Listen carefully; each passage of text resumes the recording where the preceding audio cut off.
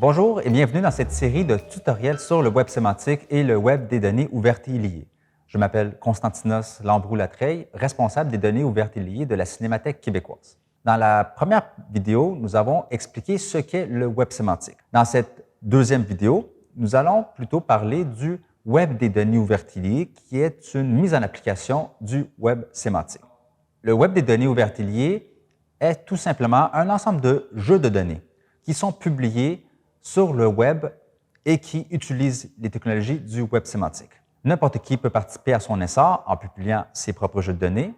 Par contre, pour en faire partie, il y a 4 piliers dans lesquels il faut respecter. Le premier pilier est celui d'avoir des entités qui sont désignées par des URI et qui utilisent le protocole HTTP. Voici quelques exemples à l'écran.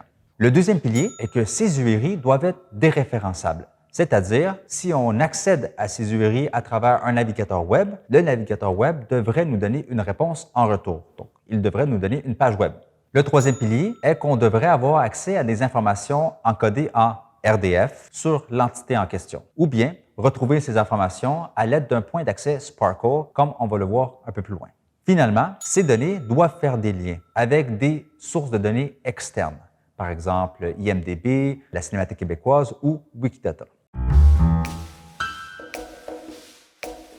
La réponse est qu'on ne sait pas exactement le nombre de jeux de données qui sont publiés, au même niveau qu'on ne connaît pas le nombre de pages web qui existent actuellement dans le web.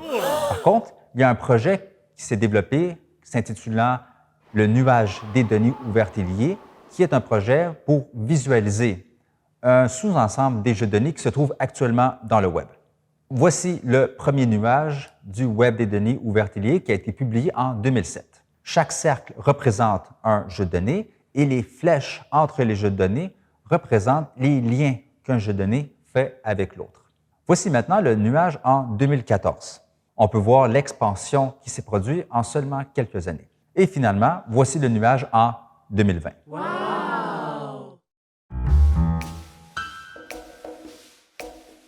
L'objectif de ce nuage est de valoriser les données ouvertes et liées, d'instruire les personnes sur l'importance de publier ces données dans le web et finalement de documenter les jeux de données disponibles.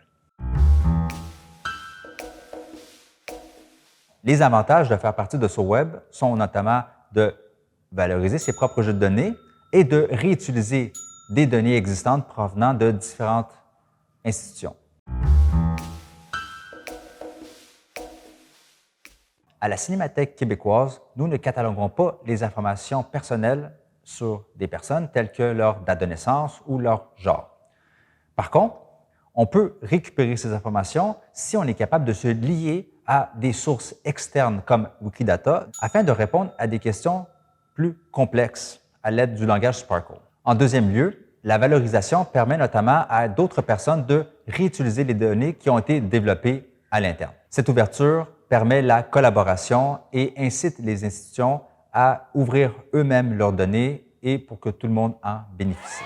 Dans la prochaine présentation, nous allons illustrer les 4 piliers du web des données ouvertes et liées en décrivant un de ces jeux de données, Wikidata. À bientôt.